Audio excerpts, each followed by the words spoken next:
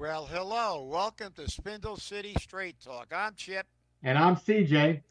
and Live we from it Las Vegas, it's Chip Camara.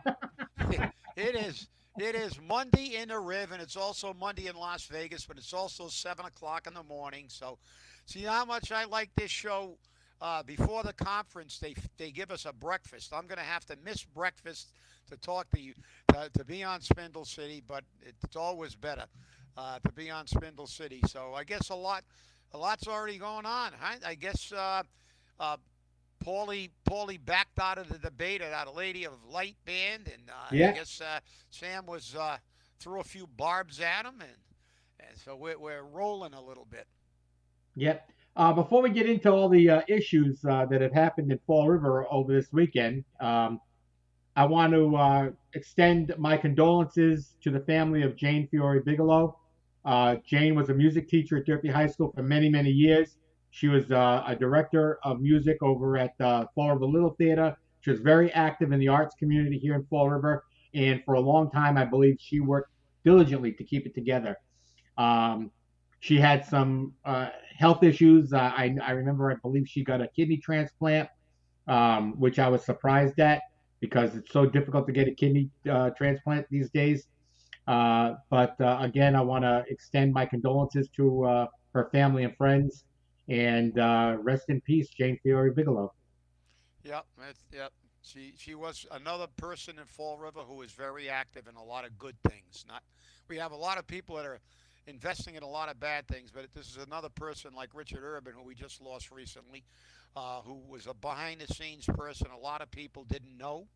We do, but they didn't know. And these are the kind of people that, and when they talk about Fall River in a negative sense, not a realistic sense like we do. We're not negative. We're just good. But these are the people that we know make Fall River what the Fall River that we love and stayed here because people like this who did a lot of work and didn't look for any kind of recognition and any kind of kudos from the general public. And look, if you got some kind of weird lighting behind me, don't. It's uh, these hotel rooms do not have overhead lighting. They've got just wall lighting and stuff, so it's kind of weird. But so with that, let's get on with the show. Well, we had a lovely little uh, fight that broke out on Hafford Street over the weekend. I guess there was 6 or 8 people, and it was mistakenly reported as a stabbing initially by several news outlets, and it came out that from Sergeant Moses Pereira, who was the public information officer for the Florida Police Department, that it wasn't a stabbing. I guess there were several injuries, but and I guess there was one arrest out of that whole situation. It's interesting to see how we have all these little blocks of crime breaking out in different parts of the city. And I think I texted you and told you over the weekend they had a vigil over on Locust Street for the victim of the shooting. And a little more information came out. He was 18 years old, which we knew. He had a 3-year-old child and a 1-year-old child. Uh, so again, you have people don't realize that, there are families involved, and these families are going to lose. And Paul's not doing anything to develop a plan to control crime or to interact with it, except create a post traumatic incident situation, post incident response team. Yeah, So whatever you call it, it's after the fact, and it can't be. Isn't it amazing how things you know they appear to change, but they always remain the same. Remember during the Lambert administration when he denied gang activity in Fall River for virtually years, and we all knew what was going on. And the Flint, you know, Paulie's worried about market rate housing in the Flint and having all these people come into a place. And over the past year, we've had 2 homicides, all kinds of crime in the Flint. and other areas of the city, and it's like, oh, don't worry about it. It's not really that bad. It's denial, denial, denial. You can't fix things unless you acknowledge them. And oh, Nelson, good morning. The but that's the problem. It's just like anybody. If you got an issue, in order to resolve it, the first thing you have to do is admit it, recognize it, and then you can begin to formulate a plan to fix it. But we never have any plan. I know there's a plan. I heard a rumor that they're eliminating an assistant auditor's position and something else to hire that financial whatever title. These Analyst. analysts. These euphemistic titles they give to help our CFO that's getting about 150 grand. The financial officer that is getting stuff, but we still got Aya Capone on a payroll as a consultant. Now we got another one with a paycheck getting on a payroll. And they're all on a payroll, so I guess to have a chief financial officer, if we add all the pays together, we're paying about $500,000, or probably more than that with benefits, a lot more than that with benefits. So that's Paul, Paul, the patronage man. He gets people in. Listen, if she can't do the job for 150 grand, she should be gone. It's that simple. She should be gone. But we can't get anybody to work in this city because it's such a disaster. I mean, Mary Sahadi bailed, but, like I said, we always give credit where credit is due. Mary Sahadi knew her numbers. She misrepresented them a lot for the benefit of the city. She padded them a lot. But if you pinned her down, she would give them an answer because she actually knew. This one's like, Colleen Clueless. It's like, well, my assistant told me this. It's like, your assistant, you're the CFO. I mean, it's mass chaos of patronage in the city. It's always the same thing.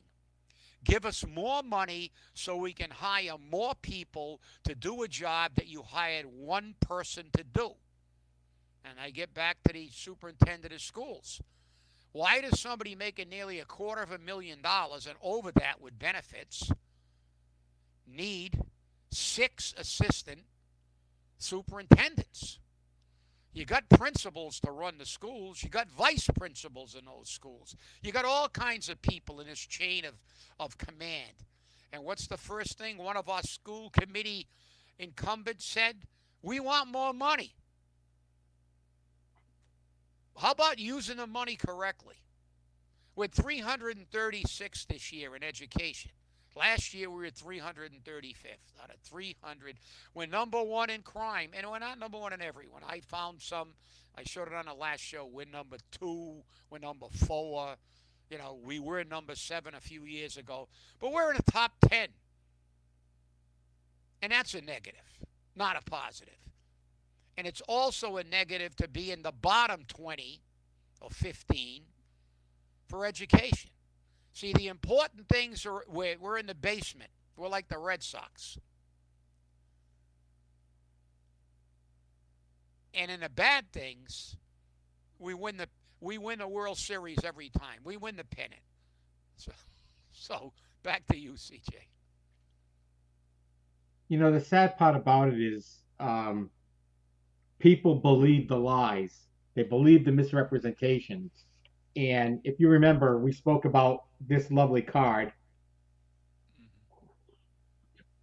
that Paul sent out as a mailer.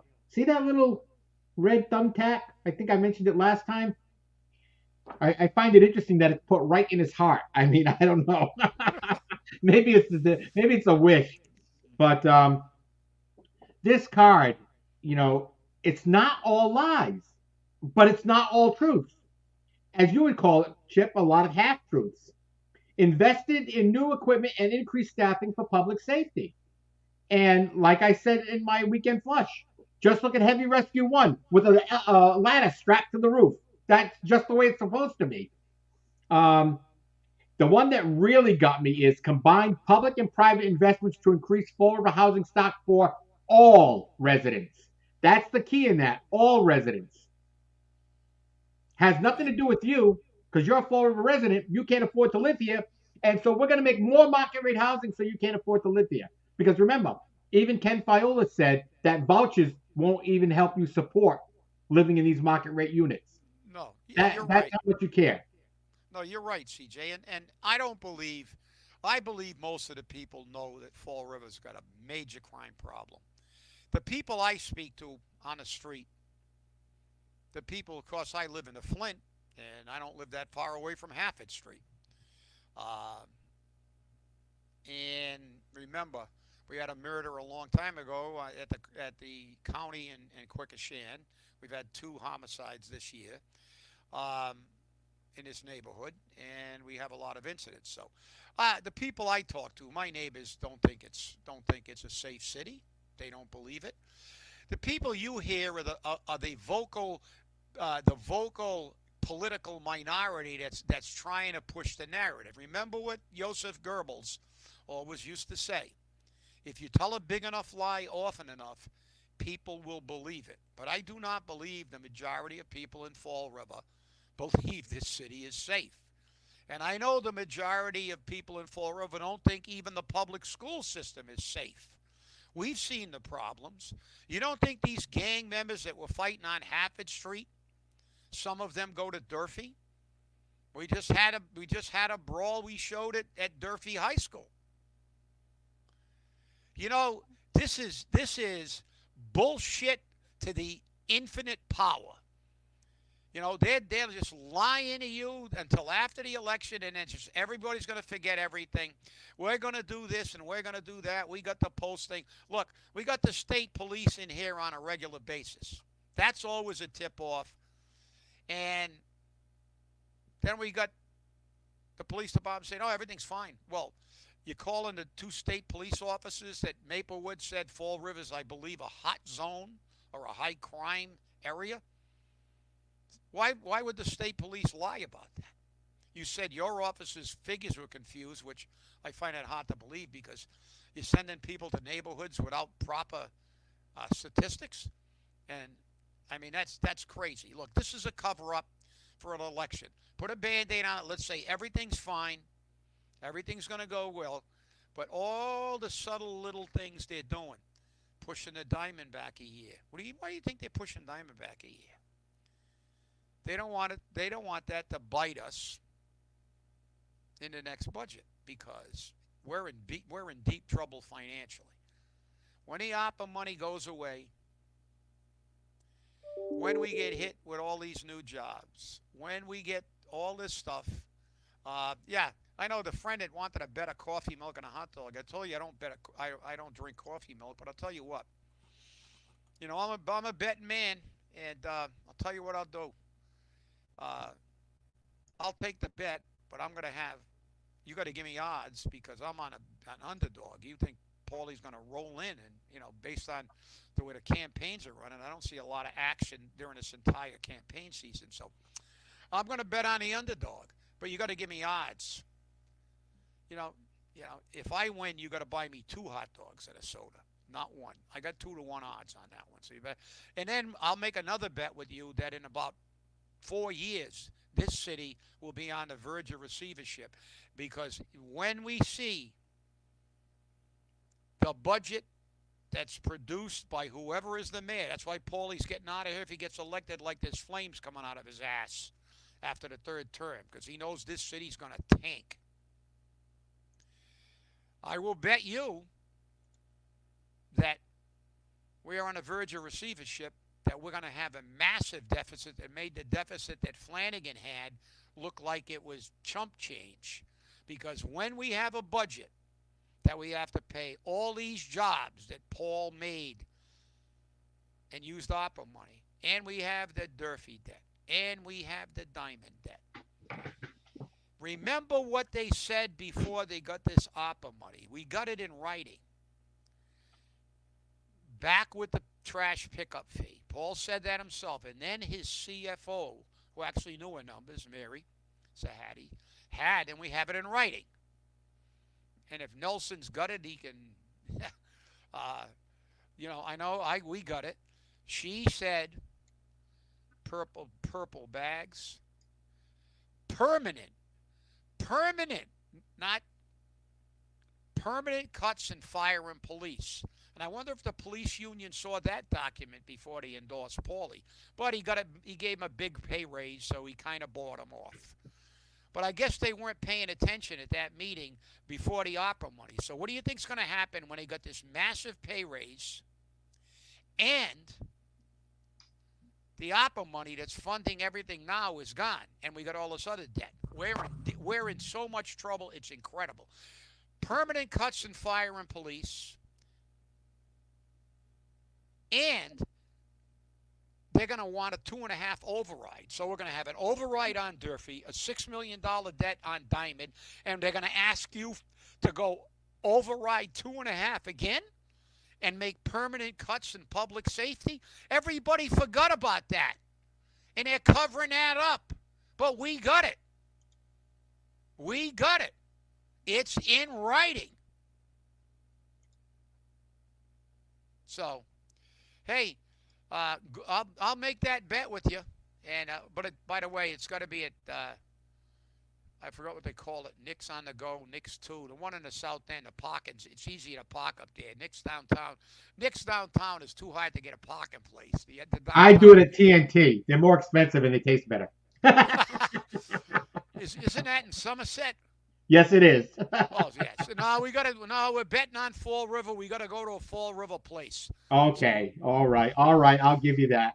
Hey, and I want people to remember because I said this in the weekend flush too. Utilized ARPA stimulus funds to save taxpayer money. The ARPA money is gone. It's gone now because he's taken the last $18 million we have and he's spending it on the DCM building on Lewiston Street. So that means in the next budget, the next tax cycle, there will be no offset. No offset whatsoever, which means your taxes will go up again. And it'll go up more than 2.5% because at 2.5%, he was paying some of it. He was paying some of the debt exclusion. He was paying some of the taxes, which I still think is illegal.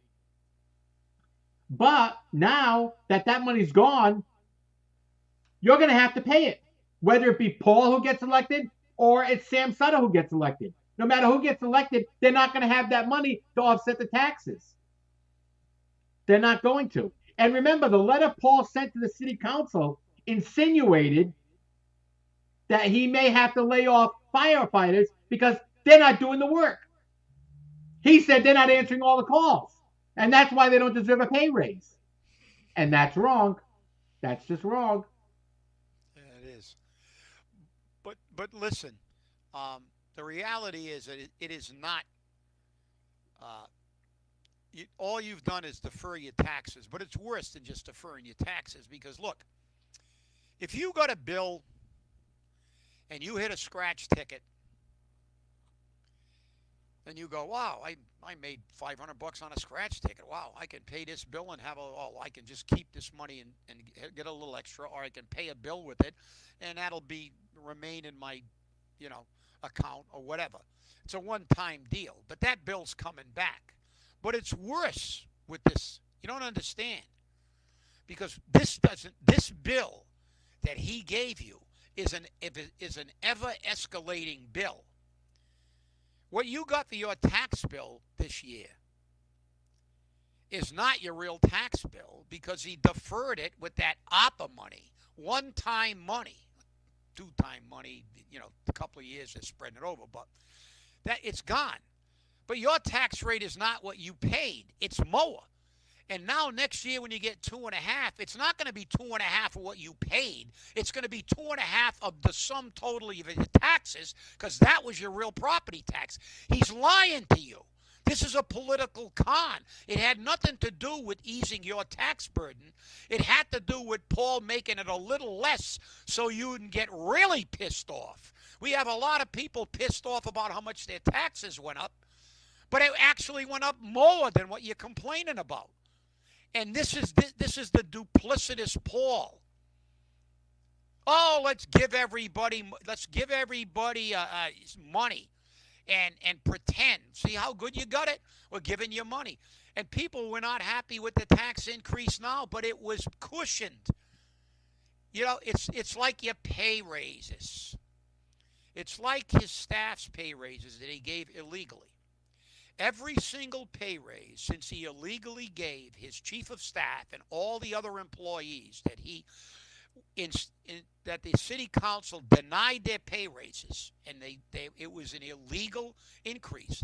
Every single year they got another pay raise. They're getting too much money because it's being compounded on a base that was increased illegally. So there's a multiplier principle. For a lot of you that don't do contracts, there's a multiplier principle because 2 and 2 is 4. But then when you begin to incrementally do it, there's a very fractional increase, a marginal increase. It's a multiplier principle. So this is nothing more than a con job by Paul the con artist because he's good at that. Let's con everybody. And I think he mentioned on that push card about education, didn't he? Didn't he, CJ? No, he did not. Oh, well, he did it on something else. He talked about education being, and maybe one of his mini debates or something. Oh, yeah, that was the one that one of his primary uh, uh, focuses was inflation, which is absurd because the mayor has absolutely nothing to do with inflation. He's not the president of the United States. You know, Big Paul, or as we call him, Joe Biden, he's creating inflation by printing money to make our money virtually useless. And the inflation is caused by the inflated prices because the money is and businesses have to pay more for gas. All the things that the federal government do. The city can't do a damn thing about inflation unless you want to get your pal over at the bank to reduce his interest rates and give everybody in Fall River a reduced interest rate on their loans. Well, then you can say, Paul, you're attacking inflation in Fall River. If you can get your banker friends to give us all a break on our loans, where everybody else is paying, 5, 7, or whatever the hell it is now for a mortgage, or 7%. Give us mortgages for 3%. Then you'll be combating inflation. But you can't. That shows how mindless you are. You just grasp at anything. We're going to talk about inflation because everybody's saying inflation 61% or even more now. I think it's up to 70% of people who live in paycheck to paycheck. But that's the half truth. Oh, well, we're investing in housing for all people. All people, my ass. I'm sorry. You said it already. You said people will be displaced. Well, those people aren't part of all the people. We got you saying it. Some people will be displaced. But apparently, you've got amnesia like Biden does. But that's what we call political amnesia. Politicians have a great way to forget shit, and they do it all the time. Back to you, see. Well, and after all, it's an election year, which means you got to break out the hip boots and the shovels because it's being shoveled down real deep. And you're right. And as I've said before on this card, the only thing on it that's 100% accurate is people like you decide the future of Fall River. That's right, when you vote. When you vote. And maybe people are going to reelect Paul, but they're going to pay for it. They'll pay for it in the next term. No matter who the mayor is next term, the people are going to pay for it. Either it's going to be Sam Sutter who's going to inherit the nightmare from Paul, or it's going to be Paul who thought that he was going to be able to continue without the nightmare for the next 2 years. I don't think he realized his opera money was going to disappear so fast. But he got that delay on the diamond money by 1 year. So it's still going to happen during his last term, but it's going to be a year later. And that's $6 million a year out of the budget. And how is he going to meet that? He's going to have to make cuts. And where do they cut? They cut police and fire. They always cut police and fire. I don't know why, but they always do. They always Well, do. yeah, you're right, CJ. And the other thing that I remembered about that was they talked about cuts in their health care. In the health care.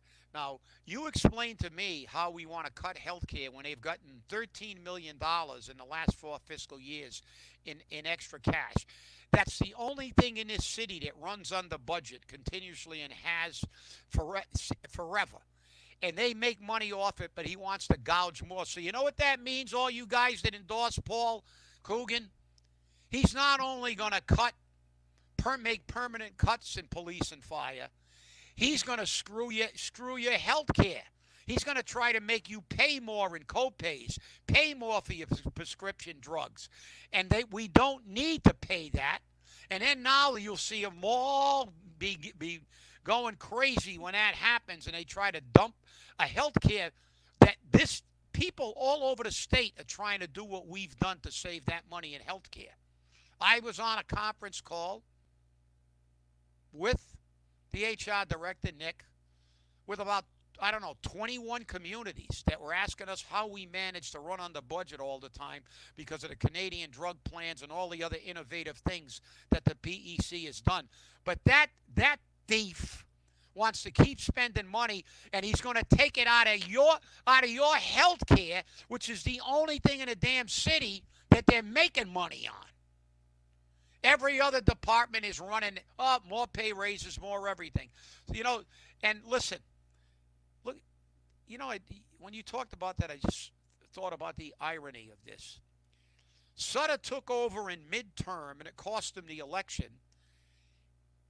He took the helm from Flanagan, who was looking at an $8 million deficit in the budget. Remember that? It was part of Flanagan's shenanigans. And then he had to deal with that. And if he wins, and I say that a big if he wins, like you said, Paul doesn't care if it bites him in the ass on the second year of his last term, because you know what he'll say? Oh well, I'm not running for re-election anyway.